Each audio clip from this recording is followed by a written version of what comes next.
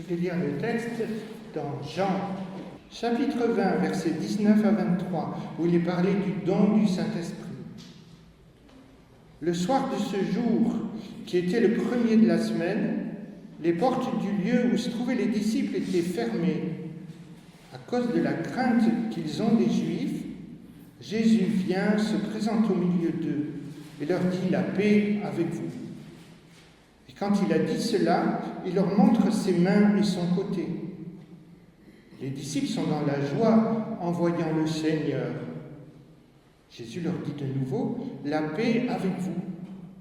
Comme le Père m'a envoyé, moi aussi je vous envoie. » Et après ces paroles, il souffle sur eux et leur dit « Recevez le Saint-Esprit.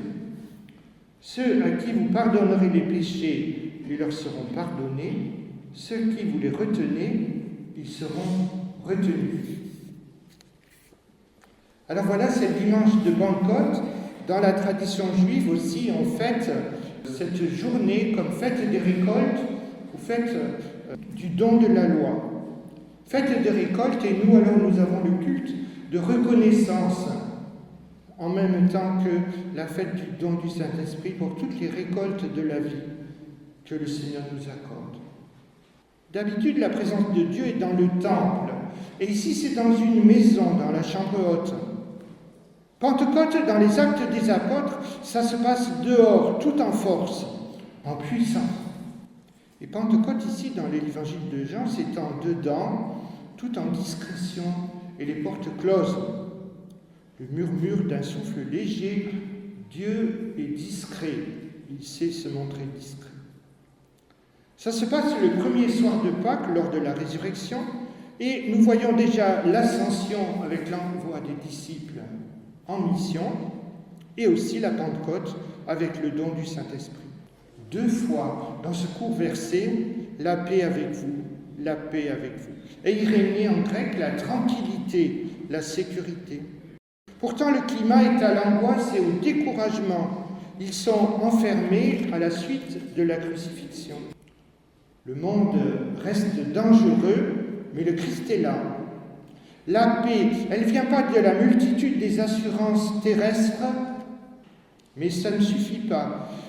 La sécurité, la paix nous vient de la visite du ressuscité. La paix du Christ n'est pas l'absence de problèmes, mais c'est la présence de Dieu au cœur des problèmes. Dans le texte, on voit que Jésus donne la paix, la joie, ils sont dans la joie en le voyant, l'Esprit Saint et une mission. La joie. Lorsque je suis arrivé dans la paroisse de Münster en Alsace, le pasteur Samuel Laubert m'a dit à cette église leur parler de la joie. Alors, je dis ça, c'est un beau sujet. Je connais une chrétienne qui dit « Ils ne me voleront pas ma joie ». C'est beau ça, hein? Et cette paroissienne, c'est ma femme. Elle dit « Ils ne me voleront pas ma joie ». Car le royaume de Dieu, c'est la justice, la paix et la joie. Toujours joyeux, oui, mais ce n'est pas toujours facile. Souvent, nous portons une image triste de la foi. Le problème est aussi des fois légué par nos parents, par nos proches, par l'Église telle qu'on la conçoit, telle qu'on nous l'a présentée, telle qu'on l'a comprise. Quand on se force, en fait, mais qu'on est fatigué. Quand on ne veut pas aller se coucher, mais qu'on continue de sourire, alors qu'on serait mieux d'aller au lit, n'est-ce pas? Mais la joie, on a entendu dimanche dernier, a un rapport avec la vérité. Dieu n'est pas un bourreau des cœurs, hein? Il veut qu'on puisse aussi se reposer. Je vous ai dit ces choses afin que ma joie soit en vous et que votre joie soit parfaite, ou autrement, qu'elle demeure. Question, y a-t-il un lien entre le Saint-Esprit et la joie? Évidemment que oui. La joie comme participation à la vie de Dieu, à son œuvre, être acteur avec Dieu. Question, comment vois-tu la vie chrétienne? Comme un combat solitaire. Il faut que j'y arrive, il faut que je fasse ça et ça et ça. Il faut que je suis fatigué, il faut que je... Ma mère était femme de pasteur, elle avait un cancer, des traitements très très lourds à l'époque. Mais il faut que je continue à être la femme de pasteur formidable. Et puis quand les visites étaient parties, nous les enfants, on voyait l'autre côté, la fatigue, l'épuisement. Ou alors est-ce que tu vois la vie avec Dieu comme une œuvre avec lui afin de recevoir chaque jour ma vocation? Recevoir chaque jour, ça veut dire un petit peu. Chaque jour ma vocation. Un petit peu que je peux faire parce que lui, il sait doser.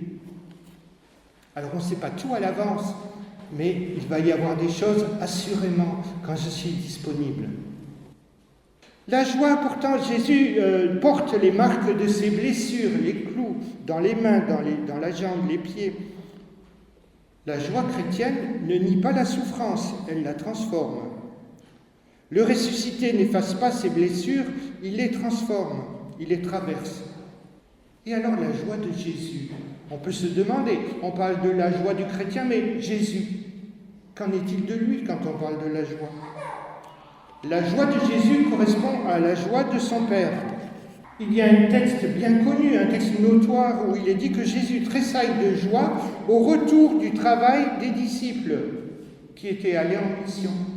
La joie dans l'œuvre de Dieu réalisée. Comme le soir, nous nous couchons, nous disons « Merci Seigneur pour toutes ces belles rencontres ». Et Jésus de dire « Heureux les yeux qui voient ce que vous voyez, les oreilles qui entendent ce que vous entendez. Dieu à l'œuvre dans ce monde. » La joie, le fruit du travail avec le Seigneur, la victoire sur le mal et sur le mal-être. Demeurez, dit-il, dans mon amour, c'est-à-dire dans mes commandements par le Saint-Esprit, afin que vous demeuriez dans ma joie. Joie de faire ce que Jésus veut, des choses utiles. Même maintenant, j'en arrive à me dire, mais tu passes du temps bêtement des fois. Dieu veut que nous reposions intelligemment, que nous fassions des choses utiles. Il n'est pas un tyran. Mais autant que ce soit utile, n'est-ce pas, que ce soit et pas tarte. On a toujours la possibilité de zapper ou d'éteindre et d'aller se coucher. Il est dit que Zachée se hâte de descendre et reçoit Jésus avec joie. Le matin, ouvrir les fenêtres, la porte, en disant « Ô Seigneur Jésus, bienvenue, sois le bienvenu dans ma vie ». Je cite souvent en ce moment saint Irénée de Lyon qui a dit cette belle parole. La joie du chrétien, c'est la vision de Dieu. La vie du chrétien, c'est la vision de Dieu. Et comme la vision de Dieu, ce sont ses œuvres, la joie du chrétien, c'est de voir ce que j'ai pu faire avec l'aide de Dieu. Toutes les belles choses que j'ai pu faire avec l'aide de Dieu quand je pense à tout ce qui s'est passé. Mais alors si je ne vois pas, il n'y a plus de joie. Eh bien en fait, même si je ne vois pas tout de suite, et on ne voit pas toujours tout de suite, c'est une certitude intérieure.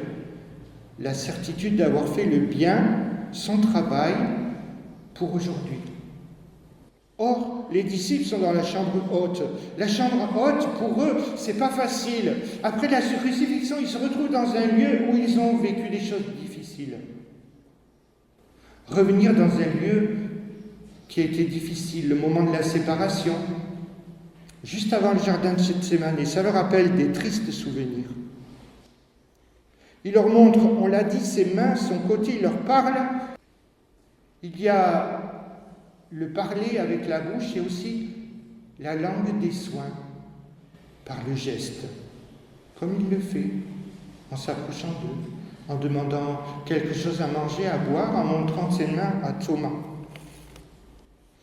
Des paroles et des gestes qui prennent soin, reprendre courage, entendre la parole du soin, donner à boire à ceux qui ont soif, écouter les affligés, visiter les malades, supporter les défauts des autres. Tout cela n'est pas spectaculaire, et ça se passe dans la chambre haute.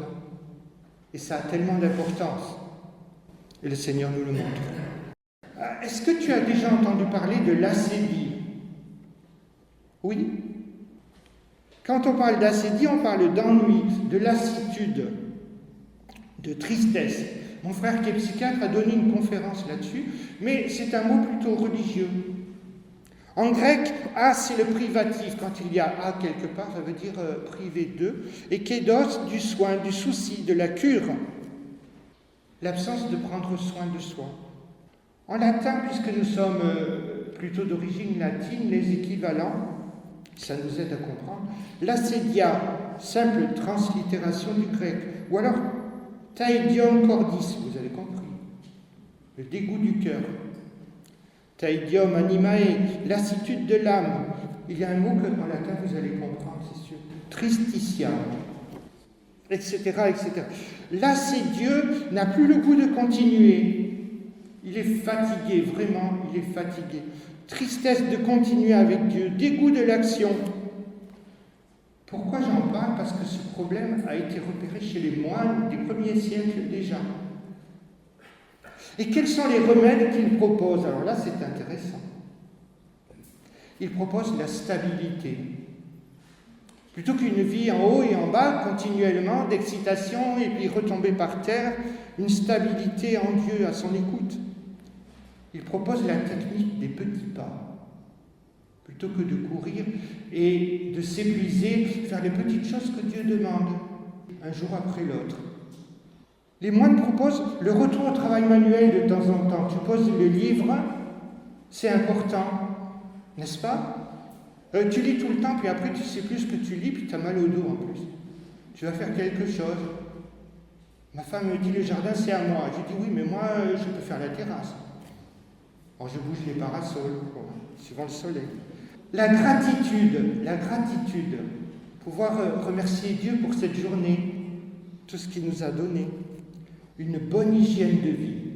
Ce sont les moines qui disent ça. Une bonne hygiène de vie, c'est-à-dire une activité physique. Alors quand j'ai fait la rééducation cardiaque, on m'a expliqué la différence entre le sport et l'activité physique. Le sport, tu vas courir avec les autres là dehors, sous le soleil. Et l'activité physique, tu marches un peu avec le petit chien tango. Bon, ça, c'est l'activité physique. Et dormir aussi, une bonne hygiène. Bon, c'est très pratique, hein. Ce sont les moines des premiers siècles qui le disent. Les disciples sont dans la joie en voyant le Seigneur. Regarder à soi peut donner de la tristesse, mais regarder en soi, à Jésus-Christ qui parle au cœur, ça se donne la joie. Saint Irénée dit que la gloire de Dieu, c'est l'homme vivant, et la vie de l'homme, c'est la vision de Dieu. Ne pas le perdre de vue, de perdre notre destination et notre chemin. Note, Dieu n'a pas dit « fabrique de toutes pièces la joie avec tes mains ».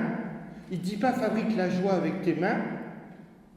Il dit « demeurez dans ma loi », c'est-à-dire dans mon amour. Restez à mon écoute.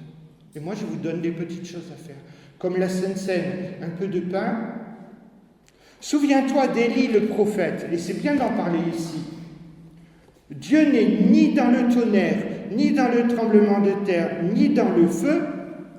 Il faut dire qu'Élie est très déprimé. Il est tombé dans la sédie. Après une grande exaltation, après une grande excitation, un défi avec les prêtres de Baal. Et puis voilà que Dieu lui parle, la langue des soins, dans le creux du rocher. Et c'est le retour alors à la paix, une joie qui est apaisement. Et pourquoi donc? Parce que je n'ai pas finalement perdu mon temps, parce que finalement je n'ai pas perdu ma journée, j'ai pu faire quelque chose de bien avec Dieu. Focaliser là-dessus, sur toutes ces bonnes petites choses que j'ai pu faire avec l'aide de Dieu. Et c'est une grâce, ces rencontres, ces regards croisés, cette parole inspirée, ce service pour le Seigneur.